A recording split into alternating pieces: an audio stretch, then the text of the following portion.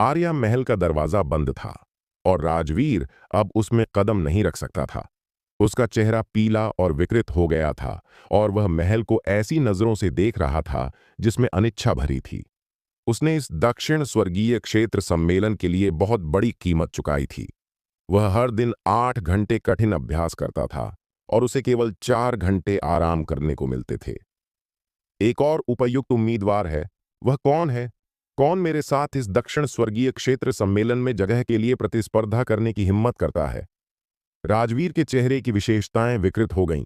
मुझे परवाह नहीं कि वह कौन है जो मेरे साथ दक्षिण स्वर्गीय क्षेत्र सम्मेलन में जगह के लिए प्रतिस्पर्धा करता है। जैसे ही इस राजकुमार को पता चलेगा, उसे टुकड़े टुकड़े कर दिया जाएगा। महामहिम छठा राजकुमार, एक युवक जिसने हरी कवच पहनी थी, किसी को लेकर आया। यह व्यक्ति राजवीर का साथी था। क्या बात है? राजवीर ने अपने उग्र चेहरे को शांत किया। सिहलवर्ष पवित्र भूमि में कुछ हुआ है, हरे कवच वाले युवक ने कहा। अगर सिहलवर्ष पवित्र भूमि में कुछ होता है तो इसका मुझसे क्या लेना देना? दुर्घटना की बात तो छोड़ो, अगर सिहलवर्ष पवित्र भूमि ढह भी जाए तो इसका मेरे सिहल शाही परिवार से कोई लेना देना नहीं। राजवीर ने हंसी उड़ाई। सिहलवर्ष पवित्र भूमि और सिहल शाही कबीले का बंटवारा बहुत पहले हो चुका था। वे अपने मामलों में स्वतंत्र थे। सैकड़ों वर्षों से उनके बीच ज्यादा संपर्क नहीं हुआ था। यह मामला न केवल आपके लिए महामहिम, बल्कि आर्या महल से भी संबंधित है, हरे कवच वाले युवक ने जल्दी से कहा। यह आर्या महल से संबंधित है? इसका क्या मतलब है? राजवीर का चेहरा गंभीर हो गया। अगर यह आर्या महल से संबंधित था तो बात अलग थी। एक युवक जिसका नाम रुद्र है, उसने सिहल वर्ष पवित्र भूमि में बड़ा हंगामा किया। यह व्यक्ति बहुत ही सक्षम है। कहा जाता है कि उसने दक्षिणी क्षेत्र में लगभग 100 दूसरी पीढ़ी के शिष्यों और 10 से अधिक पहली पीढ़ी के शिष्यों को हराया और कोई उसे रोक नहीं सका। नतीजतन उसके कार्यों ने सिहल वर्ष पवित्र भूमि को गुस्सा दिलाया और उसे लगभग सिहल वर्ष पवित्र भूमि ने मार डाला, हरे कवच वाले युवक ने कहा। इसका मुझसे और आर्या महल से क्या लेना देना? राजवीर ने नाराजगी से देखा। महामहिम, क्या आप जानते हैं कि यह युवक क्यों नहीं मरा? क्योंकि आर्या महल की आंटी सरिता ने सिहल वर्ष पवित्र भूमि में घुसकर उसे बचाया, अपनी जीवन शक्ति को जलाने की कीमत पर, हरे कवच वाले युवक ने आगे कहा। आंटी सरिता ने अपनी जान जोखिम में डालकर इस रुद्र नाम के युवक को बचाया। क्यों? राजवीर का चेहरा गंभीर हो गया। उसे लगा कि कुछ गलत था। कहा जाता है कि यह रुद्र नाम का युवक आर्या श्रीवास्तव का नाजायज बेटा है, हरे कवच वाले युवक ने धीमी आवाज में कहा। तुमने क्या कहा? आर्या श्रीवास्तव का नाजायज बेटा? क्या तुम्हें यकीन है? राजवीर का चेहरा लाल हो गया। उसकी आंखें चौड़ी हो गईं और उसने हरे कवच वाले युवक की गर्दन पकड़ ली। छठे राजकुमार महामहिम, मैंने यह सुना, लेकिन खबर वास्तव में सत्य है। अगर रुद्र आर्या श्रीवास्तव का नाजायज बेटा नहीं है तो आंटी सरिता अपनी जीवन शक्ति क्यों जलाएगी और उसे बचाने के लिए लड़ेगी? ये बात शाही राजधानी में हर जगह फैल चुकी है। हरे कवच वाले युवक को इतना दबाया गया कि वह सांस नहीं ले पा रहा था। राजवीर ने अपना हाथ छोड़ दिया। हरे कवच वाला युवक जमीन पर गिरा, फिर जमीन पर बैठकर बार बार खांसा। वह कहाँ है? क्या वह मर गया? राजवीर ने ठंडे स्वर में कहा। अभी नहीं। सुना है कि वह भाग गया और उसे मुखर्जी कबीले के तनुजा ने ले लिया। सिहलवर्ष पवित्र भूमि से अभी कोई खबर नहीं है। वह शायद राठौड़ कबीले के साथ रह रहा है, हरे कवच वाले युवक ने जल्दी से कहा। क्या वह तनुजा के पास है? तो मुझे अपने चचेरे भाई से व्यक्तिगत रूप से मिलने जाना होगा। राजवीर ने अपनी आंखें थोड़ी सिकोड़ लीं और उसका गुस्सा पूरी तरह से शांत हो गया था। हरे कवच वाला युवक और अन्य लोग गुस्से में कुछ कहने की हिम्मत नहीं कर सके। वे राजवीर के स्वभाव को बहुत अच्छी तरह जानते थे। जितना अधिक वह गुस्सा होता, उतना ही शांत दिखता था। इस समय राजवीर को भड़काना ठीक नहीं था। अगर उसे भड़काया तो मारे जाने पर भी ठीक, लेकिन अगर नहीं मरा तो मरने से भी ज्यादा दर्दनाक होता। समर्थ जब जागा और मामले की सामान्य जानकारी समझी तो वह उसी जगह भौचक्का रह गया। उसके चेहरे पर अविश्वास था। उसने सिर्फ रुद्र को बेतहाशा बचाया था और फिर इतनी सारी चीजें हो गईं। रुद्र, तुम्हारा मतलब है कि अब हमें सिहलवर्ष पवित्र भूमि द्वारा शिकार किया जा रहा है? समर्थ ने उदास चेहरे के साथ पूछा। यह तुम नहीं, सिर्फ मैं हूं जिसे चाहिए। रुद्र ने समर्थ की ओर देखा। सिर्फ तुम? ये अच्छा है, ये अच्छा है। समर्थ ने राहत की सांस ली और फिर उसे एहसास हुआ कि वह क्या कर रहा है, और उसका चेहरा बदल गया। तुम्हें चाहिए तो मैं भी नहीं भाग सकता। चिंता मत करो, तुम्हें सिहलवर्ष पवित्र भूमि में नहीं चाहिए। अगर तुम बाहर जाना चाहते हो तो तुम कभी भी जा सकते हो, रुद्र ने कहा। बाहर जाना? समर्थ ने एक पल के लिए हिचकिचाया, फिर सिर हिलाया। छोड़ो, छोड़ो, मैं राठौड़ के राजकुमार के महल में ही रहता हूं। तो इधर उधर मत भागना, रुद्र ने कहा। चिंता मत करो, मैं इधर उधर नहीं भागूंगा। समर्थ ने जल्दी से सिर हिलाया। अब जब उसे निकाला गया था, वह आसानी से नहीं जाएगा। इस समय एक नौकरानी पश्चिमी आंगन में आई। युवा मास्टर रुद्र, बाहर एक महिला है जो कहती है कि वह आपकी दोस्त है और आपसे मिलना चाहती है, नौकरानी ने जल्दी से रुद्र से कहा। उसे अंदर आने दो, रुद्र ने हिचकिचाने के बाद कहा। हाँ, नौकरानी जल्दी से पीछे हट गई। भाई, वह कौन है? साक्षी ने पूछा। यह शायद राजकुमारी दीक्षा होनी चाहिए, रुद्र ने कहा। वह यहां क्यों आई? इस तरह की औरत बहुत बेशर्म है। भाई युन, मुझे लगता है कि तुम्हें उससे नहीं मिलना चाहिए। अगर तुम्हें कहने में शर्मिंदगी हो रही है तो मैं तुम्हारे लिए कह दूंगा। समर्थ का चेहरा गुस्से से भर गया। राजकुमारी दीक्षा ने कहा था कि रुद्र और अन्य लोग राठौड़ महल में जितना चाहें रह सकते हैं, लेकिन जैसे ही वे वहां गए, उन्हें निकाल दिया गया। ठीक है, राठौड़ परिवार ने रुद्र और अन्य लोगों को सिहलवर्ष पवित्र भूमि के लोगों को भर्ती करने के लिए बेच दिया। अगर सत्यनारायण और अन्य लोग समय पर नहीं पहुंचते तो रुद्र को सिहलवर्ष पवित्र भूमि के लोगों ने पकड़कर मार डाला होता। इस मामले का शायद उससे कोई लेना देना नहीं है, रुद्र ने सिर हिलाया। अगर यह वास्तव में राजकुमारी दीक्षा ने किया होता तो वह यहां नहीं आती। रुद्र, क्या तुम इसलिए उसके लिए बोल रहे हो क्योंकि तुम्हें वह सुंदर लगती है? समर्थ ने बिना हिचकिचाए कहा। बस बकवास बंद करो, तुम्हें जल्दी से अपनी चोटों से उबरना चाहिए। रुद्र ने समर्थ को बीच में रोक दिया। यह लड़का बहुत बकवास करता है। नहीं बताना है तो मत बताओ, मैं बाहर टहलने जा रहा हूं। समर्थ ने हंसी उड़ाई। उसकी चोट इतनी गंभीर नहीं थी कि वह चल न सके। यह सिर्फ उसके आंतरिक अंगों को झटका लगा था। उसे थोड़ा आराम करने की जरूरत थी। तनुजा ने पहले एक डॉक्टर को समर्थ को देखने के लिए बुलाया था और उसे उपचार के लिए अमृत दिए थे, इसीलिए समर्थ इतनी जल्दी जाग गया था। इस समय नौकरानी राजकुमारी दीक्षा को लेकर आई। वह इस समय दोषी दिख रही थी, जाहिर तौर पर रुद्र के निष्कासन के कारण। भाई, तुम लोग बात करो, मैं पहले अभ्यास करने जा रही हूं, साक्षी ने रुद्र से कहा और फिर भीतरी आंगन में वापस चला गया। नौकरानी के पीछे हटने और साक्षी के चले जाने के बाद राजकुमारी दीक्षा ने गंभीर चेहरे के साथ कहा, रुद्र, मुझे नहीं पता था कि स्थिति इस तरह हो जाएगी। अगर मुझे पहले पता होता तो मैं तुम्हें राठौड़ महल में नहीं ले जाती। राजकुमारी दीक्षा को पहले ही पता चल चुका था कि रुद्र के साथ क्या हुआ था, और जब रुद्र को निकाला गया वह उस समय किसी काम से बाहर थी। जब वह वापस आई, रुद्र और अन्य लोग निकाले जा चुके थे। राजकुमारी दीक्षा उस समय गुस्से में थी और शौर्य राठौड़ से सवाल करने गई। अप्रत्याशित रूप से उसे ठुकरा दिया गया और उसके पिता ने उसे बिल्कुल नहीं देखना चाहा। आखिरकार राजकुमारी दीक्षा को पता चला कि रुद्र मुखर्जी राजकुमार के महल में पहुंच गया था, इसलिए वह अकेले आई। पहला यह देखना था कि रुद्र कैसा है और दूसरा माफी मांगना था। राजकुमारी दीक्षा, हम दोस्त हैं, है ना? रुद्र ने राजकुमारी दीक्षा की ओर देखा। दोस्त? राजकुमारी दीक्षा चौंक गई। चूंकि हम दोस्त हैं तो माफी मांगने की कोई जरूरत नहीं है। तुमने हमें अच्छे इरादे से राठौड़ महल में ले गए थे, लेकिन तुम राठौड़ महल की जिम्मेदार नहीं हो, इसलिए स्वाभाविक रूप से तुम फैसला नहीं कर सकती। राठौड़ महल ने हमें निकाल दिया और हमें रहने नहीं दिया, इसलिए हम राठौड़ महल को दोष नहीं देते।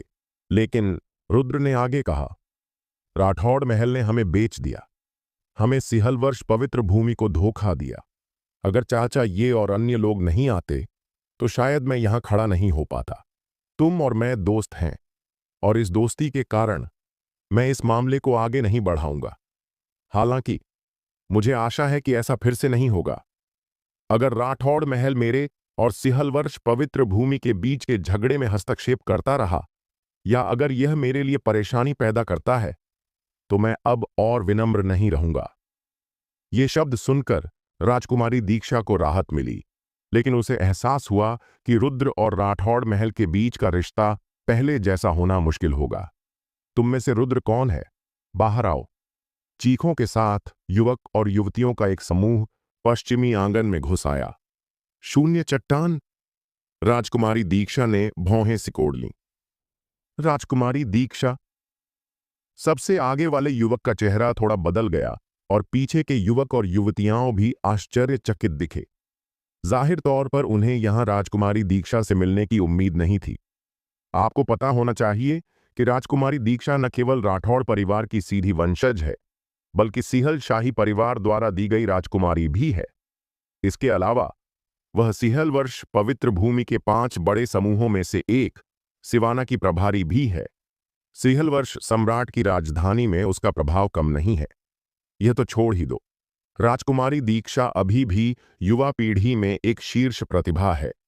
मिलिंद को जल्दी ही एहसास हुआ कि यह मुखर्जी महल था, न कि राठौड़ महल, और उसने तुरंत गहरी आवाज में कहा, राजकुमारी दीक्षा, यह हमारा मुखर्जी महल है।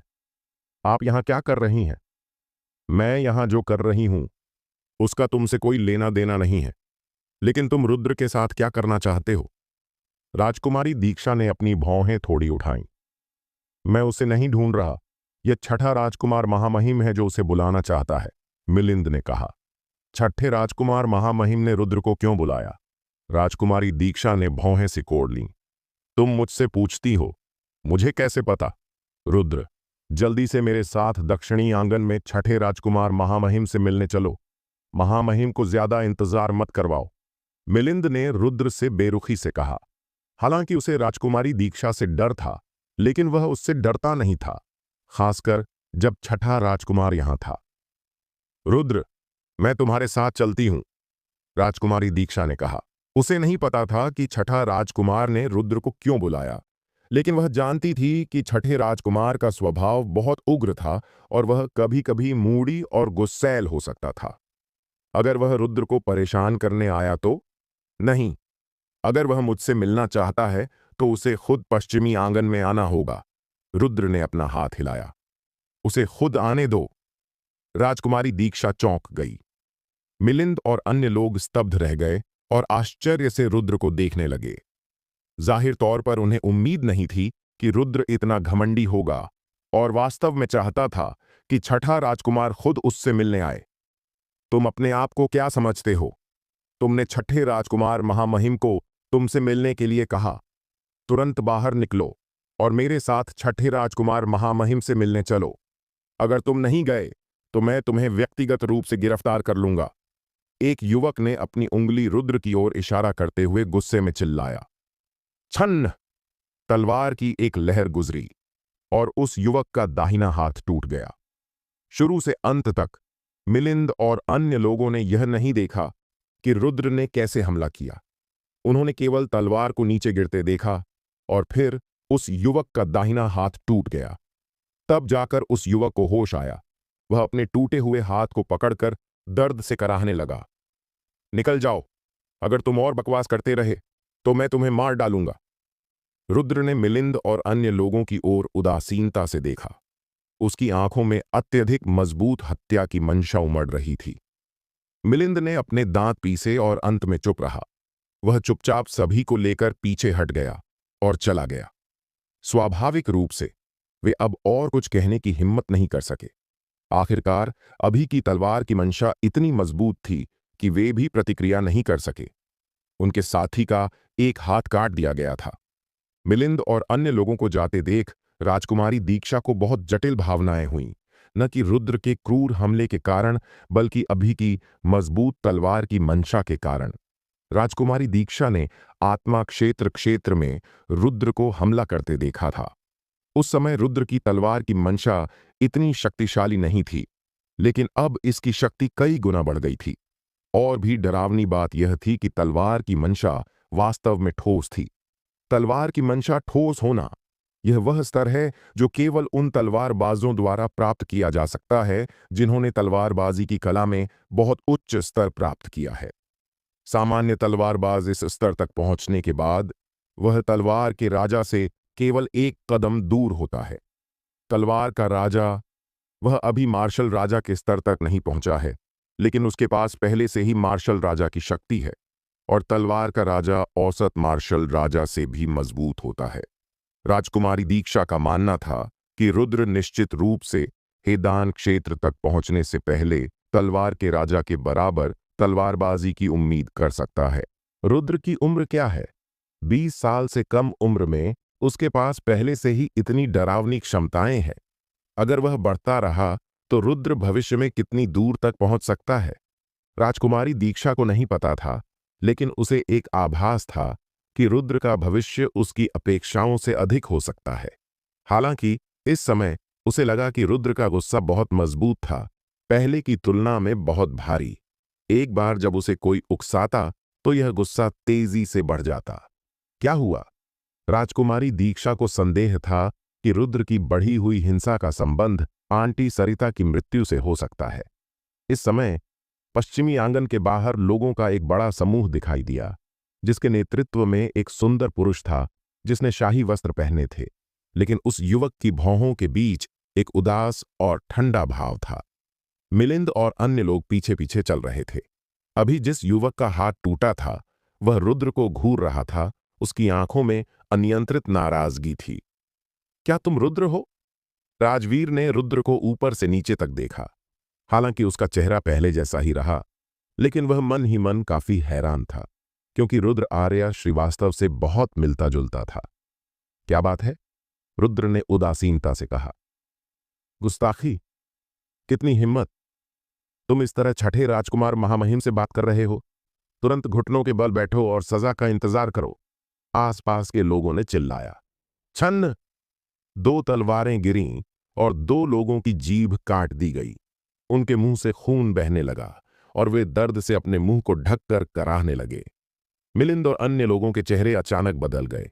पहले जिस युवक का हाथ काटा गया था उसने अनजाने में अपना सिर सिकोड़ लिया और अब रुद्र को घूरने की हिम्मत नहीं की। छठा राजकुमार महामहिम यहां है और रुद्र ने सीधे हमला करने की हिम्मत की। इससे पता चलता है कि यह व्यक्ति कितना उग्र है। राजवीर ने आश्चर्य से रुद्र को देखा। जाहिर तौर पर उसे उम्मीद नहीं थी कि रुद्र इतनी निर्णायक और क्रूरता से कार्रवाई करेगा, और उसने मौके पर ही 2 लोगों की जीभ काट दी। कुत्ते को मारने में मालिक का ध्यान रखना पड़ता है। मेरे सामने तुमने मेरे आदमी को चोट पहुंचाई। राजवीर ने रुद्र को ठंडे नजरों से देखा। अगर कुछ कहना है तो कहो, अगर कुछ नहीं है तो निकल जाओ। रुद्र ने बेरुखी से अपना हाथ हिलाया। छन्न! वास्तविक तलवार की मंशा राजवीर के सामने गिरी और सभी के सामने 3 फीट लंबा और 6 फीट गहरा एक तलवार का निशान दिखाई दिया। राजवीर का चेहरा बहुत ही भद्दा हो गया। वह उच्चतर छठा राजकुमार था, लेकिन रुद्र ने उसकी पहचान को नजरअंदाज कर दिया और सभी के सामने उसे शर्मिंदा किया। हालांकि यह तलवार की मंशा वास्तव में डरावनी थी, जैसे कि वास्तविक तलवार की मंशा। इस लड़के की तलवारबाजी में प्रवीणता इस स्तर तक पहुंच गई थी। उस आर्या श्रीवास्तव ने ऐसा बेटा कैसे जन्म दिया? राजवीर के मन में जलन थी। एक अर्धनष्ट मार्शल कलाकार के पास वास्तव में तलवारबाजी में इतनी उच्च प्रवीणता हो सकती है। इससे पता चलता है कि रुद्र की तलवारबाजी में प्रतिभा कितनी आश्चर्यजनक है। यह उस समय की आर्य श्रीवास्तव से ज्यादा पीछे नहीं थी। सिंहल शाही परिवार के दोनों सदस्य होने के नाते रुद्र के पास ऐसी उच्च प्रवीणता कैसे हो सकती है? अगर उसके पास तलवारबाजी में इतनी उच्च प्रवीणता होती तो उसे दक्षिण स्वर्गीय क्षेत्र सम्मेलन में जगह के लिए वो कबीले से क्यों पूछना पड़ता? वह सीधे दक्षिण स्वर्गीय क्षेत्र सम्मेलन में भाग ले सकता था। तलवारबाजी में इतनी अच्छी प्रतिभा एक अर्ध तैयार मार्शल कलाकार पर पड़नी चाहिए। यह प्रकृति की कितनी बर्बादी है। ठीक है, मैंने आज देख लिया। चचेरे भाई, तुम बहुत अच्छे हो, बहुत कुछ मेरे चचेरे भाई की तरह। मूल रूप से मैं आज यहां तुमसे मिलने आया था, लेकिन तुम नहीं चाहते तो ठीक है। राजवीर ने अपनी आंखें सिकोड़ लीं और रुद्र से कहा, लेकिन एक बड़े भाई के रूप में मैं तुम्हें सलाह देना चाहता हूं कि बहुत घमंडी मत बनो। यह सिंहल सम्राट की राजधानी है, वह नीच जगह नहीं जहां तुम पहले थे। ऐसा करते हैं, मैं तुम्हें एक मौका देता हूं। तुम्हारी मां ने आर्या महल में कुछ चीजें छोड़ी थीं। अगर तुम उन चीजों को अपने दोनों हाथों से मुझे देना चाहो तो यह राजकुमार तुम्हारी सिंहल वर्ष पवित्र भूमि के साथ संबंधों को मध्यस्थता करने में मदद कर सकता है। अगर मध्यस्थता नहीं हो सकती तो मैं तुम्हें जीवन भर के लिए बचा सकता हूं।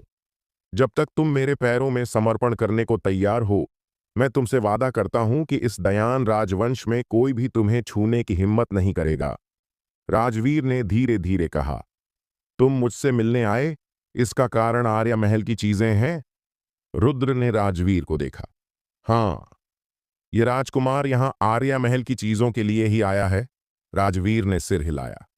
सपने देखना बंद करो, वह मेरी मां ने मेरे लिए छोड़ा है, रुद्र ने कहा।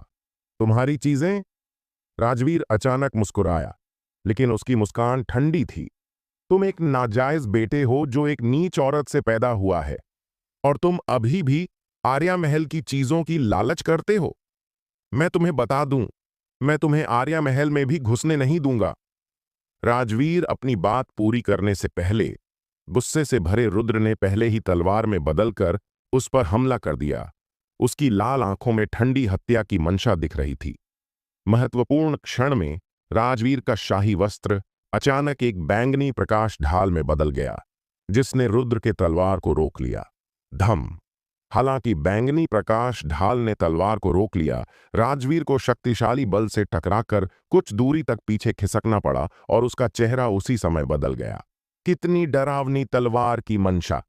अगर राजवीर ने विशेष शाही वस्त्र नहीं पहना होता तो वह रुद्र द्वारा मौके पर ही मार दिया गया होता। नीच का बेटा, तुमने इस राजकुमार को छूने की हिम्मत की? राजवीर ने रुद्र को घूरा। रुद्र की आंखें हत्या की मंशा से भरी थीं और वह देख सकता था कि उसके आसपास की हवा जंगली रूप से बह रही थी, उसकी स्थिति की ओर पागलपन से बह रही थी और अत्यधिक शक्तिशाली तलवार की मंशा लगातार गाढ़ी हो रही थी।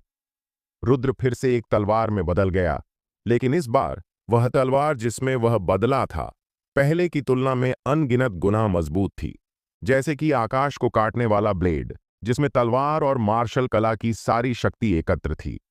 300 से अधिक प्रकार की शिखर तलवार, मार्शल कलाएं सभी वास्तविक तलवार की मंशा में बदल गई थीं।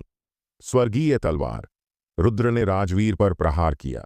वही शिखर, स्वर्ग स्तरीय तलवार, मार्शल कला, लेकिन शक्ति पहले की तुलना में अनगिनत गुना मजबूत थी और 20 फीट लंबी तलवार नीचे गिरी। अत्यधिक शक्तिशाली तलवार की मंशा ने राजवीर के शाही वस्त्र को भेद दिया, जिसमें राजवीर का शरीर भी शामिल था, और डरावनी तलवार की मंशा ने उसके शरीर को छेद दिया। बची हुई तलवार की मंशा आसपास फैल गई और राजवीर के साथ आए मिलिंद और अन्य लोगों ने पागलपन से अपनी ताकत को रोकने के लिए छोड़ा, लेकिन कुछ लोग फिर भी तलवार की मंशा से छेद गए, खासकर मिलिंद, जिसका हाथ तलवार की मंशा से छेद गया था और पूरा हाथ लगभग कट गया था। जब मिलिंद को गंभीर दर्द हो रहा था, उसकी आंखों में डर भरा था। उसे उम्मीद नहीं थी कि रुद्र की ताकत इतनी डरावनी होगी और वह किसी भी तलवार की मंशा से उन्हें चोट पहुंचा सकता था। राजकुमारी दीक्षा का चेहरा पीला पड़ गया। रुद्र पहले की तुलना में मजबूत था और थोड़ा नहीं। आपको पता होना चाहिए कि राजवीर एक शीर्ष प्रतिभा है और उसकी ताकत उससे कम नहीं थी। उसके पास विशेष शाही वस्त्र भी थे जो उसके शरीर की रक्षा करते थे। फिर भी रुद्र ने केवल 2 तलवारों से राजवीर को मार डाला। छठा, राजकुमार राजवीर मर गया। राजकुमारी दीक्षा ने जल्दी से प्रतिक्रिया दी और रुद्र की ओर दौड़ी। बिना किसी चीज की परवाह किए उसने उसे उठाया और भागी। जल्दी यहां से निकलो! नतीजतन रुद्र को खींचा नहीं जा सका। रुद्र, जल्दी निकलो! राजकुमारी दीक्षा ने तुरंत कहा। एक बार छठे राजकुमार की मृत्यु की खबर फैल गई तो यह निश्चित रूप से पूरी शाही राजधानी को हिला देगी। तब तक रुद्र के पास मृत्यु से बचने का कोई मौका नहीं होगा। जाने की कोई जरूरत नहीं है। रुद्र ने ऊंचाई की ओर देखा और एक सुंदर महिला को वहां लटकते हुए देखा, जिसका आकर्षक शरीर था। यह सुंदर महिला और कोई नहीं बल्कि तनुजा थी। इस समय तनुजा का चेहरा अत्यधिक जटिल था। वह शोर सुनते ही पहले ही दौड़ पड़ी थी, लेकिन वह फिर भी एक कदम देर से थी। जब तक वह पहुंची, रुद्र ने पहले ही छठे राजकुमार राजवीर को मार डाला था। तलवार की मंशा ठोस। न केवल इतना, रुद्र की तलवार की शक्ति अत्यधिक डरावनी थी और शायद हिदान क्षेत्र में बहुत कम लोग इस तलवार को झेल सकते थे।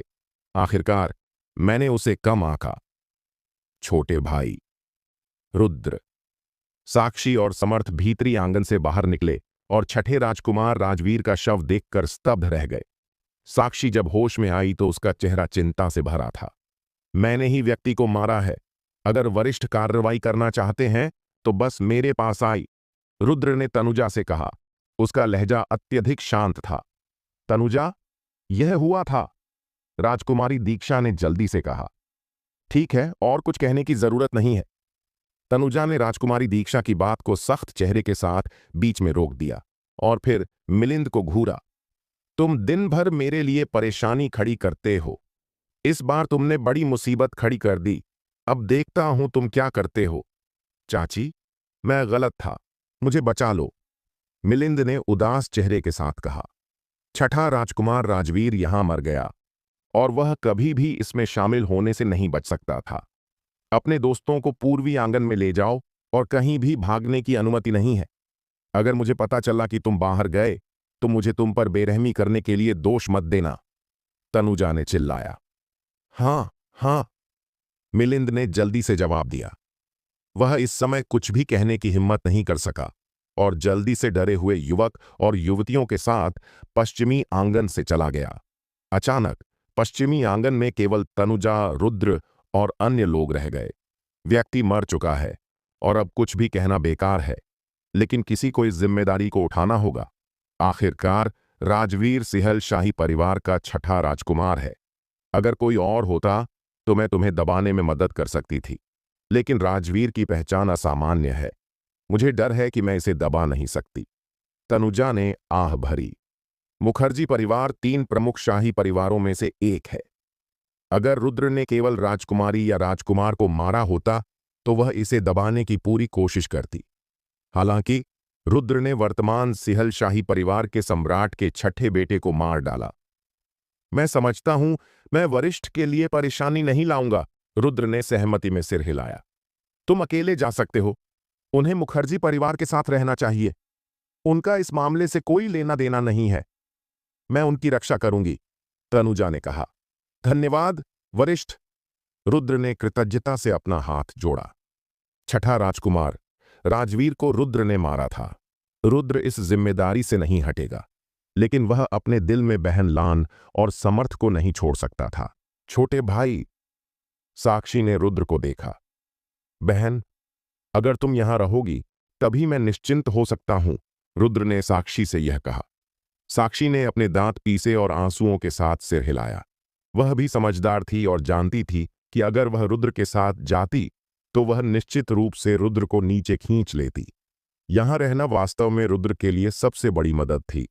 छठे राजकुमार राजवीर की मृत्यु की खबर अभी तक सिहल शाही परिवार तक नहीं पहुंची है, लेकिन अभी इतने सारे लोगों ने इसे देखा है, इसलिए खबर को ज्यादा देर तक दबाया नहीं जा सकता। इसलिए तुम्हें तैयार रहना होगा, तनुजा ने आह भरी और कहा। मैं समझता हूं, रुद्र ने सिर हिलाया। फिर तनुजा को हाथ जोड़कर कहा, वरिष्ठ, अगर रुद्र बच जाता है तो मैं भविष्य में अवसर मिलने पर निश्चित रूप से आपको चुकाऊंगा। आपका स्वागत है छोटे भाई। तनुजा ने एक पल के लिए हिचकिचाने के बाद अपना हाथ हिलाया और देखा कि उसके हाथ में एक नीली चौड़ा ब्लेड वाली तलवार निकली। यह तलवार 6 फीट 5 लंबी थी और इसका आकार कुछ हद तक काटने वाले तलवार जैसी थी, लेकिन यह काटने वाले तलवार से चौड़ी थी और अधिक मोटी दिखाई देती थी। मुख्य बात यह थी कि इस तलवार में एक ऐसी आध्यात्मिकता थी जो अन्य तलवारों में नहीं थी। इस तलवार का नाम उद्धार है। यह मेरे मुखर्जी परिवार के पूर्वज द्वारा संयोगवश प्राप्त एक आध्यात्मिक हथियार है। हालांकि यह एक निम्न श्रेणी का आध्यात्मिक हथियार है, लेकिन इसकी गुणवत्ता मध्यम श्रेणी के आध्यात्मिक हथियार से ज्यादा खराब नहीं है। मैं तलवार चलाने में अच्छी नहीं हूं, इसलिए मेरे हाथ में यह चीज बेकार है, तुम इसे ले लो और उपयोग करो। तनुजा ने उद्धार तलवार को सौंप दिया। धन्यवाद। रुद्र ने कोई दिखावा नहीं किया और उद्धार तलवार ले ली। तलवार की मंशा के इंजेक्शन के साथ उद्धार तलवार के पूरे शरीर पर लाल तलवार की रेखाएं दिखाई दीं। ये रेखाएं ब्लेड के चारों ओर घूमती दिख रही थीं और प्रत्येक तलवार की रेखा में शक्तिशाली शक्ति निहित प्रतीत होती थी। उस पल में उद्धार तलवार ने एक कठोर गूंजने वाली आवाज निकाली, जैसे कि वह जीवित हो गया हो। आध्यात्मिक हथियार तलवार वास्तव में तलवारबाजों के लिए उपयुक्त है। तनुजा ने भावना के साथ आह भरी। यह उद्धार तलवार उसके पास लंबे समय से थी, लेकिन यह रुद्र की तरह इसकी पूरी आध्यात्मिकता को प्रेरित नहीं कर सका। उद्धार तलवार की आत्मा को अपने शरीर के चारों ओर घूमते हुए महसूस करते हुए रुद्र और उद्धार तलवार एक पल में एक हो गए। आध्यात्मिक हथियार तलवार वास्तव में सामान्य तलवार से अलग था। हालांकि निम्न श्रेणी के आध्यात्मिक हथियार तलवार की शक्ति अधिक नहीं है, लेकिन रुद्र इसकी शक्ति वृद्धि को नहीं, बल्कि गैंगजिन की शक्ति को सहन करने की इसकी क्षमता को महत्व देता था। आप अब कहां जा रहे हैं? तनुजा ने पूछा। मैं सिहल महल जा रहा हूं। रुद्र ने दूर की ओर देखा। वहां क्या करने? तनुजा ने आश्चर्य से पूछा। मेरी मां ने मेरे लिए जो चीजें छोड़ी थीं, वे सिहल महल के आर्या महल में रखी हैं। मैं उन्हें ले जाना चाहता हूं, रुद्र ने कहा। सिहल वर्ष पवित्र भूमि के लोग बाहर हैं। मुझे डर है कि आपके लिए सिहल महल तक पहुंचना मुश्किल होगा, तो मैं तुम्हारी रक्षा करूंगी।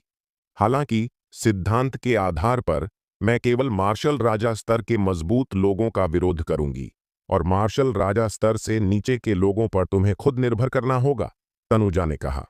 धन्यवाद वरिष्ठ, रुद्र ने फिर से धन्यवाद दिया। आखिरकार तनुजा ने बहुत कुछ किया है। अगर कोई और होता तो वह इस तरह मदद नहीं करता। रुद्र शू की दया को याद रखेगा। रुद्र, मैं तुम्हारी मदद करती हूं। राजकुमारी दीक्षा ने अपने दांत पीसे।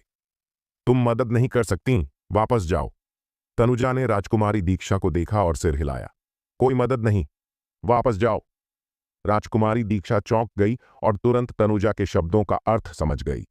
उसने और कुछ नहीं कहा और जल्दी से वापस मुड़कर महल से चली गई। तनुजा ने राजकुमारी दीक्षा को जाते देखा। वह स्वाभाविक रूप से जानती थी कि राजकुमारी दीक्षा क्या कर रही थी। उसने राजकुमारी दीक्षा को नहीं रोका, मुख्य रूप से क्योंकि वह देखना चाहती थी कि राठौड़ परिवार का रवैया क्या है। छोटे भाई? साक्षी की आंखें लाल थीं। वह स्वाभाविक रूप से जानती थीं कि रुद्र साहसिक कार्य के लिए जा रहा है और वह शायद वापस नहीं आ पाएगा। बहन, चिंता मत करो, मैं निश्चित रूप से तुम्हें लेने वापस आऊंगा, मुझ पर विश्वास करो, रुद्र ने साक्षी से कहा। फिर उसने समर्थ को देखा। रुद्र के बोलने से पहले समर्थ पहले ही बोल पड़ा। भाई, तुम निश्चिंत होकर अपनी राह पर जा सकते हो। मैं तुम्हारी बहन लान का अच्छे से ख्याल रखूंगा। तुम्हें चाचा की चिंता करने की जरूरत नहीं है। सबसे खराब स्थिति में मैं उन्हें शुआन चेंग ले जाऊंगा। मेरे कालीकट में कोई भी उनके लिए परेशानी नहीं करेगा। उसे लगा था कि रुद्र उसे मारेगा, लेकिन रुद्र ने उसकी ओर सिर हिलाया। धन्यवाद। रुद्र ने मुझे धन्यवाद दिया। समर्थ एक पल के लिए स्तब्ध रह गया और फिर उसे एहसास हुआ कि रुद्र शायद इस बार अपनी जान के लिए लड़ने जा रहा है। रुद्र ने समर्थ को नजरअंदाज किया और उद्धार तलवार के साथ पश्चिमी आंगन से बाहर निकल गया। रुद्र को जाते देख साक्षी ने अपने चांदी के दांत पीसे और भीतरी आंगन में वापस चली गई। वह बहुत अच्छी तरह जानती थी कि वह रुद्र की ज्यादा मदद नहीं कर सकती थी, इसलिए अब वह केवल अभ्यास कर सकती थी और जल्दी से खुद को बेहतर कर सकती थी। कम से कम अब की तरह रुद्र पर बोझ तो नहीं बनेगी। साक्षी को अभ्यास करने जाते देख समर्थ के चेहरे पर उदासी का भाव था। वह रुद्र के साथ बाहर जाना चाहता था, लेकिन डर रहा था। अंत में वह बेचैनी से पश्चिमी आंगन में ही रह गया। जिस पल रुद्र ने मुखर्जी महल से बाहर कदम रखा, उसने दक्षिण स्वर्गीय पवित्र भूमि के लोगों को देखा, जिनके नेतृत्व में हेदान क्षेत्र का एक महान डीकन था। ऊंचाई पर भूरे वस्त्र वाला बुजुर्ग हवा में से आया और रुद्र को ठंडे नजरों से घूरा। वह रुद्र को सीधे मारने वाला था, लेकिन तनुजा अचानक प्रकट हुई और भूरे वस्त्र वाले बुजुर्ग को रोक लिया। महान मास्टर तनुजा, आप क्या करना चाहती हैं? भूरे वस्त्र वाले बुजुर्ग ने तनुजा को डर के साथ देखा। तनुजा की ताकत उससे कहीं अधिक थी। आप और मैं कार्रवाई नहीं करेंगे, उन्हें खुद ही करने दें, क्या ख्याल है? तनुजा ने भूरे वस्त्र वाले बुजुर्ग को देखा और कहा, आप वास्तव में हस्तक्षेप नहीं करेंगी, भले ही उसे मेरे आदमियों द्वारा मार डाला जाए। भूरे वस्त्र वाले बुजुर्ग ने गंभीरता से कहा, अगर जरूरी न हो तो वह वास्तव में तनुजा से लड़ना नहीं चाहता था। हस्तक्षेप नहीं करूंगी, जब तक हेदान क्षेत्र से ऊपर के लोग कार्रवाई नहीं करते, तब तक मैं कार्रवाई नहीं करूंगी। भले ही उसे तुम्हारे आदमियों द्वारा मार डाला जाए, मैं कार्रवाई नहीं करूंगी। तनुजा ने सिर हिलाया और कहा, यह तुमने कहा। भूरे वस्त्र वाले बुजुर्ग ने सहमति दी, भले ही वह कार्रवाई न करे। हेदान क्षेत्र का महान डीकन किसी को कार्रवाई करने के लिए ले जाएगा। रुद्र को गिरफ्तार करने या पकड़ने के लिए यह पूरी तरह से पर्याप्त है। तनुजा ने कुछ नहीं कहा, लेकिन भूरे वस्त्र वाले बुजुर्ग ने पहले ही हेदान क्षेत्र के महान डीकन को संदेश भेज दिया था, जिसमें महान डीकन को रुद्र को घेरने के लिए लोगों को ले जाने के लिए कहा गया था। रुकना मत, अगर मार सकते हो तो मार दो, हमें उसे जिंदा नहीं चाहिए। हमारी सिहलवर्ष पवित्र भूमि को छोड़ना हमारे सिहलवर्ष पवित्र भूमि के मुंह पर तमाचा मारने के बराबर है। उसे मरना ही होगा, वरना हमारी सिहलवर्ष पवित्र भूमि की गरिमा कहाँ रहेगी। चिंता मत करो बुजुर्ग, यह लड़का मेरे हाथों से निश्चित रूप से नहीं बच पाएगा। हेदान क्षेत्र के महान डीकन ने ठंडी हंसी हंसी। यह एक बड़ा अवसर था योग्यता अर्जित करने का। रुद्र उद्धार तलवार के साथ बाहर निकला। सिहलवर्ष पवित्र भूमि के लोग हिल गए और सीधे रुद्र की ओर दौड़े। ये लोग अत्यधिक शक्तिशाली थे। आखिरकार जो लोग सिहलवर्ष पवित्र भूमि में प्रवेश कर सकते थे, वे सामान्य लोग नहीं थे। आसपास से गुजरने वाले सभी लोग दूर हट गए और उनकी सहानुभूतिपूर्ण नजरें रुद्र की ओर मुड़ गईं। उद्धार तलवार, आज तुम मेरे साथ खून में लड़ोगे और अपनी राह बनाओगे। रुद्र ने अपने बाएं हाथ से तलवार के हैंडल को धीरे से सहलाया। उद्धार तलवार ने एक स्पष्ट गूंजने वाली आवाज निकाली। अगले पल रुद्र ने उद्धार तलवार को अपने हाथ में पकड़ा, अपने पैरों को हिलाया और सिहलवर्ष पवित्र भूमि की ओर जाने वाले लोगों की ओर दौड़ा। भू भू भू, अधिकारपूर्ण तलवार की मंशा जैसे कि ठोस थी और सिहलवर्ष पवित्र भूमि के लोगों के शरीर एक के बाद एक छेद गए और चीखें अनवरत थीं। एक के बाद एक वे डरावनी गति से गिर गए। केवल एक सांस में 10 से अधिक लोग गिर गए। कुछ गंभीर रूप से घायल हो गए और कुछ मौके पर ही मर गए। शुरू से अंत तक रुद्र के हाथ में उद्धार तलवार अभी तक नहीं झूल थी, लेकिन उसने केवल तलवार की शक्ति से सिहलवर्ष पवित्र भूमि के इतने सारे मार्शल कलाकारों को गिरा दिया था। तलवार की मंशा ठोस। भूरे वस्त्र वाले बुजुर्ग का चेहरा बदल गया। उसे उम्मीद नहीं थी कि रुद्र इतना मजबूत होगा। गलत। जब वह पहले सिहलवर्ष पवित्र भूमि में था, तब रुद्र की तलवार की मंशा को ठोस होने से अभी भी बहुत दूरी थी। कितना समय हुआ था? केवल 1 या 2 दिन में तलवार की मंशा ठोस हो गई थी। हालांकि तलवार की प्रगति अवसर से संबंधित है, लेकिन अवसर निर्णायक नहीं है, बल्कि यह मार्शल प्रतिभा पर निर्भर करता है। रुद्र ने इतने कम समय में तलवार की मंशा को ठोस करने का स्तर प्राप्त कर लिया है। इससे पता चलता है कि उसकी प्रतिभा कितनी डरावनी है। रास्ते में कोई भी रुद्र की तलवार की मंशा को नहीं रोक सका और सिहलवर्ष पवित्र भूमि के 20 से अधिक मार्शल कलाकार पहले ही जमीन पर गिर चुके थे। आसपास देखने वाले लोग हैरान थे और इस दृश्य को अविश्वास के साथ देख रहे थे। इतना डरावना? क्या यह तलवारबाज है? औसत तलवारबाज उसकी तरह मजबूत नहीं है। उसकी तलवार की मंशा अत्यधिक केंद्रित है। यह स्पष्ट है कि वह तलवार के राजा के स्तर तक पहुंचने वाला है। पर्पल मेंशन क्षेत्र में एक मार्शल कलाकार ने तलवारबाजी में तलवार के राजा का स्तर लगभग प्राप्त कर लिया है। उसी कल्टीवेशन स्तर के मार्शल कलाकार में कौन उससे प्रतिस्पर्धा कर सकता है? मुझे डर है कि केवल एक राक्षसी प्रतिभा ही उसे दबा सकती है। दर्शकों में कई लोग थे जिनकी नजरें ऊंची थीं और वे एक नजर में रुद्र के डरावने पहलू को देख सकते थे। क्या तुमने गौर किया कि उसका आभा मंडल थोड़ा कमजोर लगता है? एक ऊंचे स्थान पर खड़ा एक सफेद कपड़ों वाला बूढ़ा व्यक्ति बोला। ऐसा लगता है उसका ऊर्जा समुद्र अधूरा लगता है। ऐसा नहीं लगता, बल्कि निश्चित रूप से अधूरा है। उसके द्वारा निकलने वाले आभा मंडल से देखते हुए उसका ऊर्जा समुद्र केवल 30% भरा है। 30% इतना मजबूत है। अगर उसका ऊर्जा समुद्र पूरी तरह से भरा होता तो क्या वह और भी मजबूत नहीं होता? एक काले वस्त्र वाले बूढ़े व्यक्ति ने गंभीरता से कहा। सिहलवर्ष पवित्र भूमि के मार्शल कलाकार एक के बाद एक काटे जा रहे थे और रुद्र उद्धार तलवार को पकड़े हुए चलता रहा। तुम्हें जीने मरने का पता नहीं। क्या तुम वास्तव में सोचते हो कि तुम सब कुछ साफ कर सकते हो? मर जाओ। हेदान क्षेत्र का महान डीकन आकाश से मारने के लिए निकला। उसकी भव्य और विशाल ऊर्जा लहरों की तरह उमड़ रही थी और उसके आसपास की हवा उसकी शक्ति के कारण विकृत हो रही थी। रुद्र के हाथ में उद्धार तलवार को झुलाया गया। एक तलवार, जैसे कि आकाश को काटने वाला ब्लेड, चमकीला सुनहरा ब्लेड आकाश को काट गया। अगले पल रुद्र हेदान क्षेत्र के महान डीकन के पीछे प्रकट हो चुका था, जबकि हेदान क्षेत्र का महान डीकन खाली नजरों से आगे देख रहा था। उसकी गर्दन के चारों ओर एक रोशनी चमकी और उसका सिर अलग हो गया। अचानक आसपास का शोर रुक गया। दर्शक सभी हैरान दिखे। पर्पल मेंशन क्षेत्र में एक तलवारबाज ने एक तलवार से हेदान क्षेत्र के महान डीकन को काट डाला। हालांकि तलवार एक निम्न श्रेणी का आध्यात्मिक हथियार था, लेकिन निम्न श्रेणी के आध्यात्मिक हथियार की शक्ति अधिकतम 50% थी। गैंगजिन की शक्ति। उसने गैंगजिन की शक्ति को समझ लिया है। यह कैसे संभव है? भूरे वस्त्र वाले बुजुर्ग ने रुद्र को हैरानी से देखा। उसकी आंखें अविश्वास से भरी थीं। तनुजा की आंखें खुशी से भरी थीं। वो फेंक ने उससे झूठ नहीं बोला था। रुद्र ने वास्तव में गैंगजिन की शक्ति को समझ लिया था। इस बार उसने सही कदम उठाया था।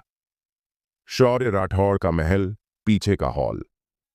पिताजी, मैं आपसे विनती करती हूं कि रुद्र की मदद करें, राजकुमारी दीक्षा ने विनती की। लड़की, तुम भटक गई हो। क्या तुम्हें पता है कि रुद्र की स्थिति अब क्या है? अगर हमारा राठौड़ परिवार उसकी मदद करता है तो कितनी मुसीबत होगी। शौर्य राठौड़ इतना गुस्सा था कि उसने राजकुमारी दीक्षा की ओर इशारा किया। वह वास्तव में जुनूनी थी। उसे रुद्र की मदद करनी थी। यह देखकर कि शौर्य राठौड़ मना कर रहा था, राजकुमारी दीक्षा ने महान बुजुर्ग दिवाकर की ओर देखा। रुद्र ने सिहलवर्ष पवित्र भूमि छोड़ दी है, जो सिहलवर्ष पवित्र भूमि के साथ विश्वासघात करने के बराबर है। इस दायान राजवंश में सिहलवर्ष पवित्र भूमि के साथ विश्वासघात करने का केवल एक परिणाम है, और वह है मृत्यु। एक मरने वाले व्यक्ति के लिए क्या मैं उसकी मदद करूं? यह मेरे राठौड़ परिवार के हित में नहीं है। महान बुजुर्ग दिवाकर ने सिर हिलाया। इसके अलावा, जैसा कि तुमने अभी कहा, रुद्र ने छठे राजकुमार राजवीर को भी मार डाला, तो मैं, राठौड़ परिवार, इस गंदे पानी में नहीं उतर सकता। महान बुजुर्ग सही हैं। इस रुद्र ने पहले सिहलवर्ष पवित्र भूमि को नाराज किया और फिर सिहल शाही परिवार को। उसने छठे राजकुमार राजवीर को मार डाला। सिहल शाही परिवार उसे आसानी से नहीं छोड़ेगा, इसलिए वह निश्चित रूप से मर जाएगा। मुझको हस्तक्षेप नहीं करना चाहिए। शौर्य राठौड़ ने सिर हिलाया। पिताजी, हालांकि मेरा रुद्र के साथ अच्छा रिश्ता है, मैं, आपकी बेटी, ने अपना दिमाग नहीं खोया है। रुद्र का बैकग्राउंड असामान्य है। अब वह खतरे में है। अगर हमारा राठौड़ परिवार उसकी मदद कर सकता है तो हम उसका एहसान जीत सकते हैं। भविष्य में यह मेरे राठौड़ परिवार के लिए केवल लाभ लाएगा और कोई नुकसान नहीं होगा। राजकुमारी दीक्षा ने अपने दांत पीसे और कहा, उसका एहसान पाने के लिए तुम सिहल शाही परिवार और सिहलवर्ष पवित्र भूमि को नाराज करोगी? क्या तुम वास्तव में सोचती हो कि तुम्हारा पिता मूर्ख है? लड़की, मुझे लगता है कि तुमने रुद्र के साथ बहुत ज्यादा संपर्क किया है और वह तुम्हें भ्रमित कर चुका है ना? शौर्य राठौड़ ने हंसी उड़ाई। पिताजी, मैं आपकी बेटी हूं। क्या आप मेरी बात पर विश्वास नहीं करते? राजकुमारी दीक्षा की आंखें लाल हो गईं। वह न केवल रुद्र की मदद कर रही थी, बल्कि राठौड़ परिवार के बारे में भी सोच रही थी। दीक्षा, तुम्हारा तर्क बहुत दूर की कौड़ी है। रुद्र में कुछ क्षमता है, लेकिन तो क्या, वह हमारे कबीले के लिए सिहल शाही परिवार और सिहल वर्ष पवित्र भूमि को नाराज करने के बावजूद उसे बचाने के लिए पर्याप्त नहीं है। दिवाकर ने सिर हिलाया और कहा, रुद्र की क्षमता निश्चित रूप से आपकी कल्पना से परे है। राजकुमारी दीक्षा ने बचाव किया। पिताजी, महान बुजुर्ग, सजावट में और इजाफा करना अच्छा है, लेकिन यह उस समय मदद करने से कहीं कम है जब जरूरत हो। मुझ पर विश्वास करें, रुद्र का भविष्य निश्चित रूप से खराब नहीं होगा। बस। शौर्य राठौड़ ने राजकुमारी दीक्षा की बात को बीच में रोक दिया और गहरी आवाज में कहा, तुम जो भी कहो, हमारा राठौड़ कबीला कभी भी रुद्र की मदद नहीं करेगा। न केवल इतना, हमारा राठौड़ कबीला रुद्र से निपटने के लिए लोगों को भेजेगा। क्यों? राजकुमारी दीक्षा का चेहरा अचानक बदल गया। रुद्र ने छठे राजकुमार महामहिम को मार डाला। हम, राठौड़ कबीला, 3 प्रमुख शाही परिवारों में से एक हैं। हमारे पास स्वाभाविक रूप से रुद्र को पकड़ने और सिहल शाही परिवार में पूछताछ करने की जिम्मेदारी और दायित्व है। शौर्य राठौड़ ने तुरंत दिवाकर से कहा, तुरंत किसी को भेजो रुद्र को पकड़ने के लिए। हाँ, बुजुर्ग दिवाकर ने जवाब दिया और जल्दी से मुड़कर चला गया। पिताजी, कृपया महान बुजुर्ग को जल्दी वापस बुलाएं। अगर आप ऐसा करते हैं तो आप केवल हमारे राठौड़ कबीले को नुकसान पहुंचाएंगे। राजकुमारी दीक्षा का चेहरा अचानक पीला पड़ गया। मुझे लगता है कि तुम्हें रुद्र ने जादू कर दिया है। तुम लगभग पागल हो गई हो।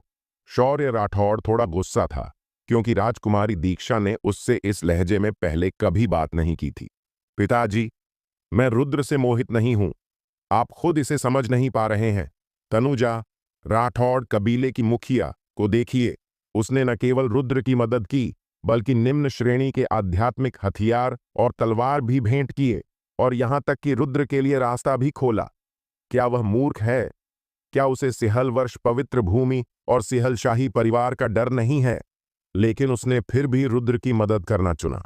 राजकुमारी दीक्षा ने अपने दांत पीसे और कहा, पिताजी, अभी भी समय है कि आप महान बुजुर्ग को लोगों को वापस बुलाने के लिए कहें, वरना परिणाम अकल्पनीय होंगे। वह औरत तनुजा पागल है। क्या तुम चाहती हो कि हमारा राठौड़ परिवार उसके साथ पागल हो जाए? मुझे विश्वास नहीं है। इस रुद्र में क्या असाधारण क्षमता हो सकती है? यहां इंतजार करो जब तक कि महान बुजुर्ग रुद्र का सिर वापस नहीं लाए। शौर्य राठौड़ ने ठंडे स्वर में कहा।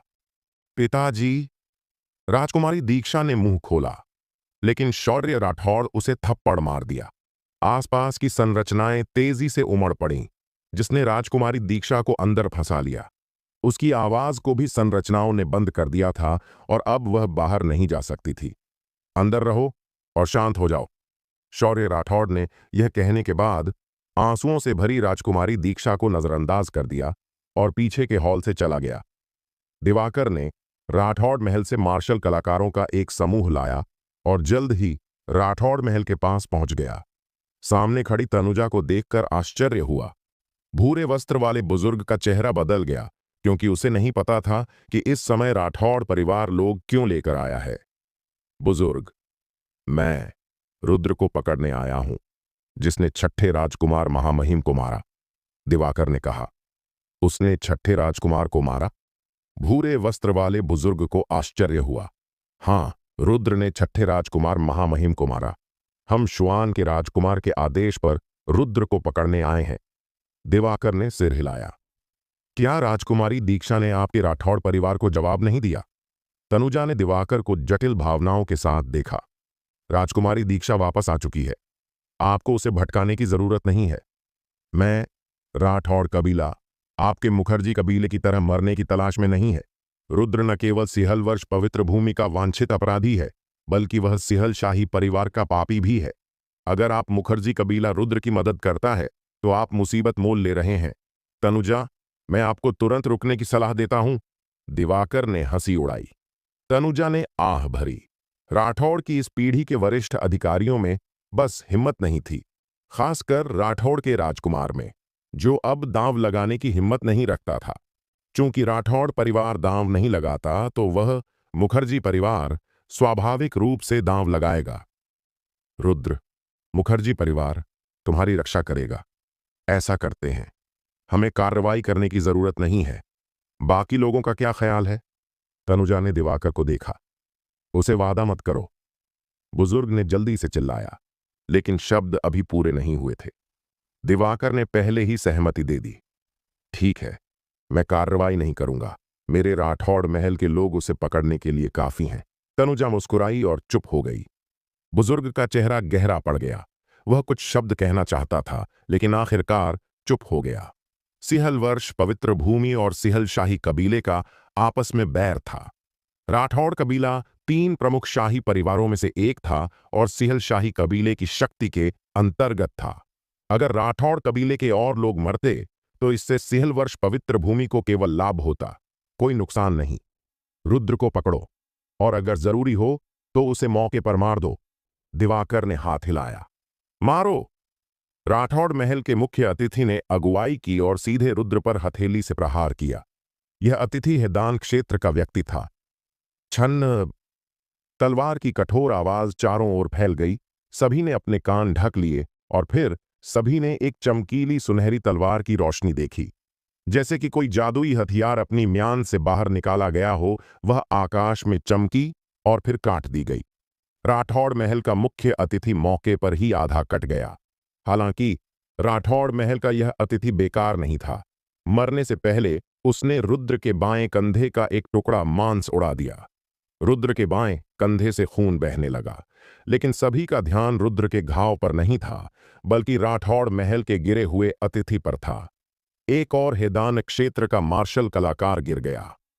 तलवार शरीर के सह कलाकार, गेंगजिन की शक्ति और परम स्वर्ग स्तरीय मार्शल कौशल तलवारबाजी में लगभग तलवार के राजा के स्तर तक पहुंच चुका है। बस एक राक्षसी प्रतिभा। सिहल वर्ष पवित्र भूमि ने वास्तव में ऐसी राक्षसी प्रतिभा को भागने दिया। क्या सिहल वर्ष पवित्र भूमि के शीर्ष अधिकारी अंधे हैं? आपको अब पता चला कि सिहल वर्ष पवित्र भूमि अंधी है। सिहल वर्ष पवित्र भूमि बहुत पहले से सड़ चुकी है और यह हर साल बदतर होती जा रही है।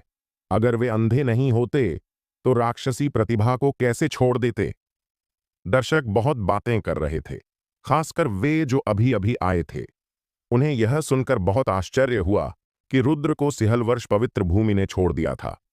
उन्हें लगा कि सिहल वर्ष पवित्र भूमि के शीर्ष अधिकारी न केवल अजीब थे, बल्कि अंधे भी थे। ऐसी राक्षसी प्रतिभा को वास्तव में बाहर कर दिया गया। राक्षसी प्रतिभा को निकालने का कारण और कुछ नहीं, बल्कि आंतरिक झगड़ा है। यह स्पष्ट है कि शीर्ष प्रबंधन को इस राक्षसी प्रतिभा से दुश्मनी थी और वे चिंतित थे कि वह बड़ा हो जाएगा, इसलिए उन्होंने उसे निकाल दिया और उसका पीछा किया। अगर उसकी रक्षा करने वाला कोई नहीं होता तो वह बहुत पहले ही मर चुका होता। सिहल वर्ष पवित्र भूमि इतनी विनाशकारी कैसे हो सकती है? पिछले कुछ वर्षों में सिहल वर्ष पवित्र भूमि ने केवल यही नीच काम नहीं किया है, न जाने कितने किए हैं। यह भी एक मार्शल पवित्र भूमि है। मेरी नजर में यह सत्ता की लालसा से भरा हुआ स्थान है, किसी ने गुस्से में कहा। दिवाकर दर्शकों की बातचीत नहीं सुन सका, क्योंकि इस समय उसकी आंखें अविश्वास से भरी थीं। अगर उसने अपनी आंखों से नहीं देखा होता तो वह वास्तव में विश्वास नहीं कर सकता था कि हैदान क्षेत्र का महान अतिथि रुद्र की एक तलवार से मर जाएगा। गेंगजिन की शक्ति। उसने वास्तव में गेंगजिन की शक्ति को समझ लिया। दिवाकर का चेहरा बदल गया और अचानक उसे दीक्षा की कही बात याद आई। जैसा कि दीक्षा ने कहा था, रुद्र की क्षमताएं उनकी अपेक्षाओं से अधिक थीं। अचानक दिवाकर को पछतावा हुआ। अगर उसे पहले से पता होता तो उसे रुद्र से निपटने के लिए लोगों को नहीं लाना चाहिए था। अब ठीक है, वह वापस नहीं जा सकता। चूंकि मैं वापस नहीं जा सकता तो उसे मार डालो। दिवाकर की आंखों में तीव्र हत्या की मंशा दिखाई दी। चूंकि वह और रुद्र पहले ही टूट चुके थे, इसलिए अब कोई दया दिखाने की जरूरत नहीं थी। रुद्र को मरना ही होगा। जब तक वह मर जाता है, वह राठौड़ परिवार के लिए और खतरा नहीं रहेगा। बुजुर्ग भास्कर, कृपया तनुजा को रोकें, मैं रुद्र को मारूंगा, दिवाकर ने चिल्लाया और फिर सीधे रुद्र पर हमला किया। बुजुर्ग भास्कर ने जल्दी से तनुजा को रोक लिया और इस क्षण एक व्यक्ति हवा से प्रकट हुआ और वह था धुर्वेंद्र। अगर तुम उसे मारना चाहते हो तो पहले मुझसे पूछो कि मैं सहमत हूं या नहीं। धुर्वेंद्र दिवाकर के सामने खड़ा हो गया। दिवाकर का चेहरा अचानक गहरा पड़ गया। धुर्वेंद्र का कल्टीवेशन स्तर उससे कम नहीं था। अगर लड़ाई होती तो वह शायद धुर्वेंद्र को हरा नहीं पाता। दिवाकर ने अपने दांत पीसे और तुरंत राठौड़ महल के लोगों को संदेश भेजा, वापस जाओ और तुरंत राठौड़ राजकुमार को सूचित करो और मदद के लिए किसी को भेजो। हाँ, राठौड़ महल के कई लोग जल्दी से पीछे हट गए। तनुजा ने हल्के से सिर हिलाया। राठौड़ परिवार मरने की तलाश में था। मूल रूप से राठौड़ परिवार को रुद्र से दोस्ती करने का मौका था, लेकिन शाही परिवार के घमंड के कारण वे सिर झुकाने को तैयार नहीं थे। नतीजतन एक छोटा सा विवाद और गंभीर होता गया और अंत में यह इस हद तक विकसित हो गया। राठौड़ की इस पीढ़ी का राजकुमार अब पिछले राठौड़ के राजकुमार की कुशलता और क्षमता नहीं रखता। राठौड़ का पतन इस क्षण से शुरू होगा। तनुजा ने बुदबुदाया। मूल रूप से शौर्य के पास अच्छा हाथ था, लेकिन इसे बर्बाद कर दिया गया। धुर्वेंद्र ने हंसी उड़ाई। उसका मतलब यह नहीं था। तनुजा को आश्चर्य हुआ और वह मदद नहीं कर सकी, लेकिन धुर्वेंद्र को देखा। चाचा महोदय, बड़ों के मामलों के बारे में आकस्मिक सवाल मत पूछो। तुम्हें बस इतना जानना है कि रुद्र का भविष्य असाधारण होगा। लंबा युन आखिरकार उथल्ले में अपना सिर उठाएगा।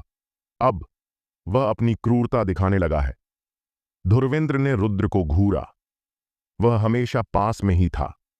उस समय उसने रुद्र को सिहलवर्ष पवित्र भूमि के हेदान क्षेत्र के महाडीकन को मारते देखा था।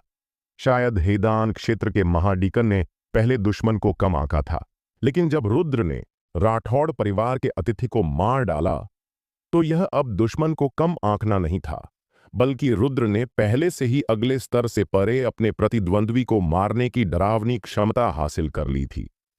राक्षसी प्रतिभा, शायद इससे ज्यादा कुछ नहीं। रुद्र, जो रक्त आधारित तलवार नामक निम्न श्रेणी के आध्यात्मिक हथियार को पकड़े हुए था, उसके चारों ओर भव्य तलवार की मंशा थी। वह शूरा के हत्या क्षेत्र से बाहर निकले मृत्यु के देवता की तरह दिखता था। खासकर जब तलवार की मंशा रक्त तलवार में डाली जाती थी तो तलवार का पूरा शरीर लाल रंग में ढक जाता था, जैसे कि वह खून से सना हुआ हो। सिहलवर्ष पवित्र भूमि के मार्शल कलाकार सभी दिशाओं से समर्थन के लिए आते रहे। उसे घेर कर मारो, उसे जीवित मत छोड़ो, बुजुर्ग भास्कर ने दहाड़ा। उसकी आंखें पहले से ही लाल हो चुकी थीं। ऐसा इसलिए था क्योंकि इस बार सिहलवर्ष पवित्र भूमि में बहुत सारे लोग मर चुके थे। 50 से अधिक लोग अकेले रुद्र द्वारा मारे गए थे। मर जा। 3 डीकनों ने रुद्र को घेर लिया। उन्होंने तेज और कठोर प्रहार किया, सीधे रुद्र के महत्वपूर्ण बिंदुओं को निशाना बनाया। सिहलवर्ष पवित्र भूमि के 6 अन्य मार्शल कलाकारों ने भी कार्रवाई की और 9 लोगों ने लगभग सभी अंधे स्थानों को सील कर दिया। छन्न। रुद्र के शरीर से 300 से अधिक तलवार की मंशा की ब्लेड निकली, जो बवंडर की तरह चारों ओर घूमी। तीनों ने जल्दी से महत्वपूर्ण बिंदुओं से बचने की कोशिश की, लेकिन फिर भी कई ब्लेडों द्वारा छेद दिए गए। जहां तक 6 मार्शल कलाकारों की बात है, वे मौके पर ही तलवार की मंशा द्वारा गला घोंट दिए गए और वे इतने मृत थे कि अब और मर नहीं सकते थे। अचानक 2 आकृतियां एक के बाद एक रुद्र की ओर दौड़ी। 2 महाडीकन। तनुजा और धुर्वेंद्र के चेहरे तुरंत बदल गए और जब उन्होंने बुजुर्ग भास्कर को देखा तो उनके चेहरों पर ठंडी मुस्कान थी। यह स्पष्ट था कि उसने पहले से ही व्यवस्था कर ली थी और वह 3 डीकनों और 6 मार्शल कलाकारों की जान बलिदान करने से नहीं हिचकिचाएगा। उन्हें चारा के रूप में उपयोग करेगा। असली हत्यारा कदम 2 महाडीकनों का एक साथ मिलकर हमला करना है। अचानक रुद्र गायब हो गया। क्या गायब? 2 महाडीकन एक पल के लिए स्तब्ध रह गए। मार्शल आत्मा। यह एक मार्शल आत्मा कौशल है। वास्तव में ऐसी मार्शल आत्माएं हैं जिनमें बगल में हिलने की क्षमता है। धुर्वेंद्र ने इसे पहचानने के बाद उसका चेहरा आश्चर्य से भरा था। रुद्र एक महाडीकन के पीछे प्रकट हुआ। उसने अपने रक्त तलवार से नीचे प्रहार किया और स्वर्गीय तलवार की शक्ति ने महाडीकन के शरीर को छेद दिया। जब दूसरे महाडीकन ने यह देखा तो उसका चेहरा अचानक बदल गया और वह जल्दी से पीछे हट गया। इस समय रुद्र फिर से गायब हो गया। पल भर में रुद्र महाडीकन के सिर पर प्रकट हो गया। डरावनी तलवार की मंशा के साथ रक्त तलवार फिर से गिरा। महाडीकन ने अपनी सारी शक्ति को रोकने के लिए बेताबी से छोड़ा, लेकिन फिर भी स्वर्गीय तलवार द्वारा छेद दिया गया और मौके पर मर गया। गेंगजिन की शक्ति स्वर्ग और पृथ्वी की शक्ति है। इसमें दुनिया की सबसे तेज धार होती है। बहुत कम लोग इसकी तेजी को झेल सकते हैं। इसके अलावा रुद्र की तलवारबाजी की कला में प्रवीणता पहले से ही एक तलवारबाज के करीब है। तलवारबाजी का मार्ग और मार्शल कला का मार्ग एक ही है, इसलिए रुद्र की मार्शल कला में प्रवीणता हैदान क्षेत्र के लोगों से उच्च स्तर पर है। यहां तक कि केवल जिफू क्षेत्र के कल्टीवेशन स्तर के साथ रुद्र आसानी से सिहलवर्ष पवित्र भूमि के हैदान क्षेत्र के महाडीकन को मार सकता है। लगातार 2 महाडीकनों को मार डाला। चारों ओर भारी हंगामा हुआ और दर्शक हैरान थे। पहले से ही 4 हैदान क्षेत्र के मार्शल कलाकार थे और उन्हें रुद्र ने एक के बाद एक आसानी से मार डाला। दिवाकर की गाल हल्के से कांप रहे थे और उसका चेहरा और जटिल होता जा रहा था। उसने कभी उम्मीद नहीं की थी, वास्तव में कभी उम्मीद नहीं की थी कि रुद्र इतने राक्षसी स्तर तक पहुंच जाएगा। बुजुर्ग भास्कर का चेहरा पॉट के तल की तरह काला था और उसकी आंखों में हत्या की मंशा और मजबूत होती जा रही थी। रुद्र उसके लिए बहुत बड़ा खतरा बन गया था। तनुजा और धुरवेंद्र को आश्चर्य हुआ। उन्हें उम्मीद नहीं थी कि रुद्र की वास्तविक क्षमता उनकी अपेक्षाओं से परे थी। सिहलवर्ष पवित्र भूमि का मुख्य कमांडर इतना अंधा है कि उसने ऐसे शिष्य को जाने दिया। तनुजा ने अपने दिल में हंसी उड़ाई। अगर रुद्र राठौड़ कबीले में पैदा हुआ होता तो वह पूरे राठौड़ कबीले को जुटाकर रुद्र को प्रशिक्षित करती और रुद्र को जल्दी बड़ा होने देती। यह अफसोस की बात है कि रुद्र मुखर्जी परिवार से नहीं है, लेकिन इससे कोई फर्क नहीं पड़ता। तनुजा और रुद्र के बीच का रिश्ता पहले से ही बहुत अच्छा है। तनुजा ने पहले जो किया वह सिर्फ समय पर मदद देना था, बाद में सावधान रहना। रुद्र जितनी अधिक क्षमता दिखाता है, सिहलवर्ष पवित्र भूमि उसे मारने के लिए उतनी ही अधिक दृढ़ होगी। धुरवेंद्र ने गहरी आवाज में कहा, रुद्र अब सिहलवर्ष पवित्र भूमि के लिए एक बड़ा खतरा बन गया है और सिहलवर्ष पवित्र भूमि रुद्र को और जीवित रहने की अनुमति नहीं देगी। अब शांति दिख रही है, लेकिन जल्द ही वे उसे मारने के लिए बेताब होकर लोगों को भेज सकते हैं। इस समय रुद्र का चेहरा पहले से ही थोड़ा पीला पड़ गया था और उसकी ऊर्जा की खपत स्पष्ट रूप से बहुत अधिक थी। धुरवेंद्र और अन्य लोगों ने इसे देखा और धुरवेंद्र ने तुरंत अपना हाथ हिलाया और एक जेड चीनी मिट्टी की बोतल को रुद्र की ओर फेंक दिया। रुद्र ने इसे आकस्मिक रूप से पकड़ लिया। छोटे भाई, यह पुनर्जनन गोली है। इसमें 10 गोलियां हैं। एक गोली तुम्हारी सच्ची ऊर्जा को पूरी तरह से बहाल कर सकती है। धुरवेंद्र ने रुद्र को संदेश भेजा। धन्यवाद वरिष्ठ। रुद्र ने अपना हाथ जोड़ा। क्या तुमने नहीं कहा था कि तुम उसकी मदद नहीं कर सकते? दिवाकर ने धुरवेंद्र को ठंडे नजरों से देखा। मैंने उसे सिर्फ गोली दी और सीधे उसकी मदद नहीं की। क्या तुम लड़ाई करना चाहते हो? अगर चाहते हो तो मैं तुम्हारा साथ दूंगा। धुरवेंद्र ने दिवाकर को हल्के से देखा। दिवाकर ने अपने दांत पीसे और आखिरकार चुप हो गया। उसे यकीन नहीं था कि वह धुरवेंद्र को हरा सकता है। रुद्र ने पूरे रास्ते लड़ाई की और सिहलवर्ष पवित्र भूमि के और अधिक मार्शल कलाकार गिर गए। बुजुर्ग भास्कर का चेहरा और बदसूरत होता जा रहा था, लेकिन वह केवल रुद्र को घूर सकता था और रुद्र को भागने से रोक सकता था। हालांकि रुद्र ज्यादा देर तक घमंडी नहीं रह सकता। सिहलवर्ष पवित्र भूमि को जल्द ही खबर मिल जाएगी और यहां मदद के लिए दौड़ेगी। उस समय भले ही धुरवेंद्र और तनुजा उसकी रक्षा करें, रुद्र मृत्यु से नहीं बच पाएगा। उसे मरना ही होगा।